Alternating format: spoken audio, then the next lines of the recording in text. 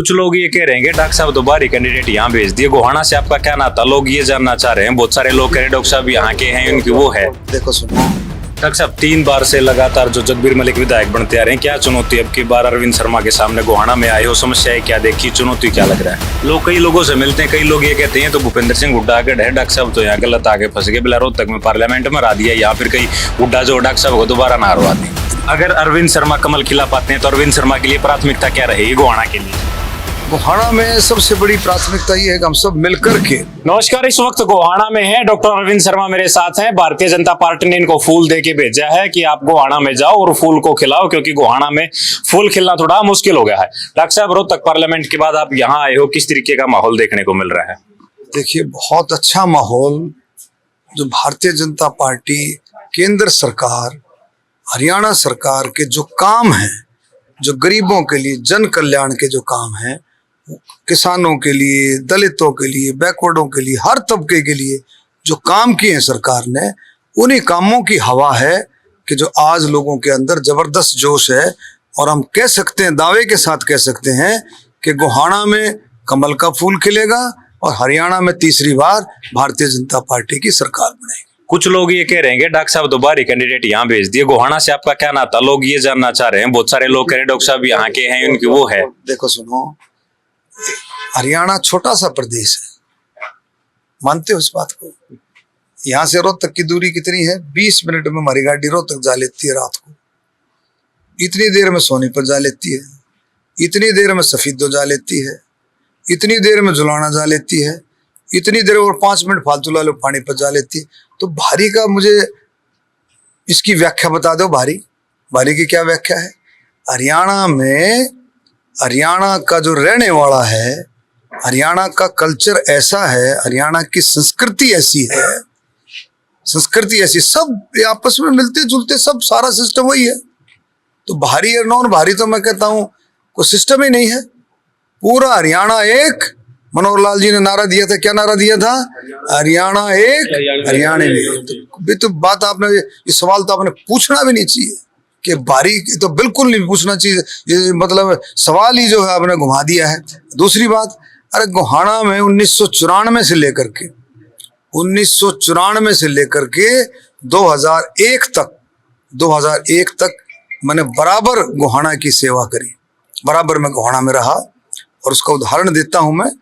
गोहाना की जनता ने मेरा इतना प्यार, इतना आशीर्वाद दिया, निर्दलीय सांसद बना। और जब बनने से पहले जब हमने जो आवाज उठाई थी, आज आपको लगता होगा ये छोटी छोटी चीजें हैं। शुगर मिल की जो आवाज उठाई थी, किस गोहाना के अंदर शुगर, उस समय ये बिल्कुल हॉट मुद्दा था। किसान इस पर कितनी बार आंदोलन कर चुके थे, सरकारें आई थी, चली गई थी, लेकिन शुगर मिल का काम सिरे नहीं चढ़ा था। हमने उस आवाज को उठाया। आज अगर आप देख रहे हैं गोहाना के अंदर शुगर मिल, तो उसी समय की देन है। दूसरा, आप उस समय के बारे में जाके पूछो, बारे में जाके पूछो, कहीं अगर पानी की समस्या थी, आज का आप हरियाणा देखते हो और 1994-95 का हरियाणा देखो, उस समय की देखो। हमारी बहनें, हमारी औरत, हमारी बहुएं 4-4 किलोमीटर से पानी लाती थी। उन कामों को हमने करके दिखाया।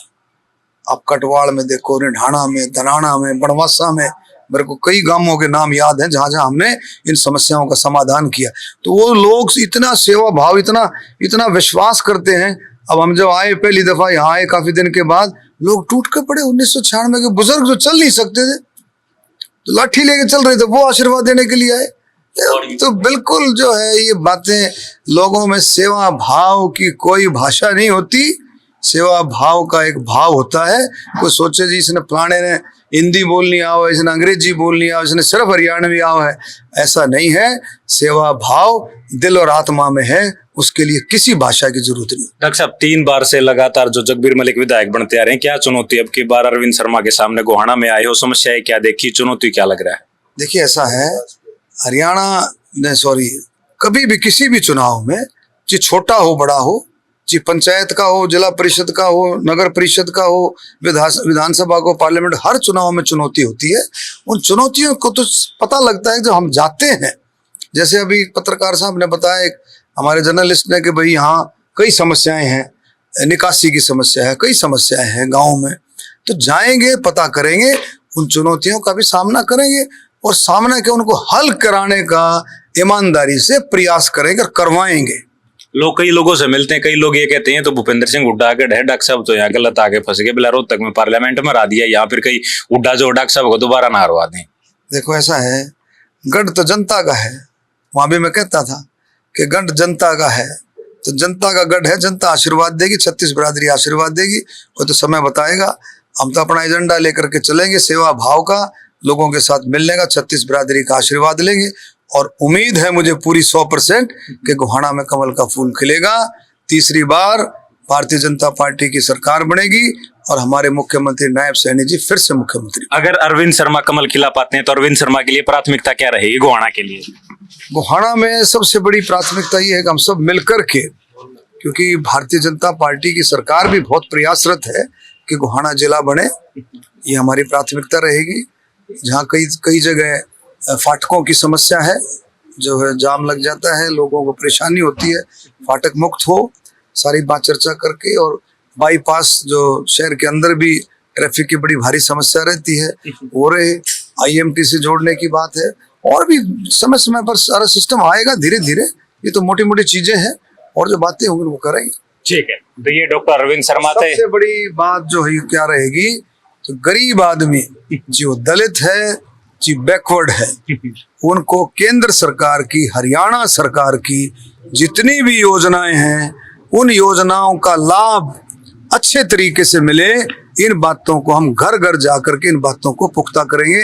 नौजवानों को ज्यादा से ज्यादा नौकरियों में हिस्सा मिले, नौजवानों को ज्यादा से ज्यादा डायरेक्टली इनडायरेक्टली काम मिले। ठीक है, तो ये डॉक्टर अरविंद शर्मा थे, हर सवाल का बड़ी बेबाकी से जवाब दिया है। भारतीय जनता पार्टी ने कमल देकर इनको गोहाना भेजा है, कमल खिलाने की जिम्मेदारी इनको दी गई है। आपने एक एक सवाल का जवाब सुना, आप इसके बारे में क्या सोचते हैं वो हमें कमेंट बॉक्स में जरूर लिखें। शुक्रिया, धन्यवाद।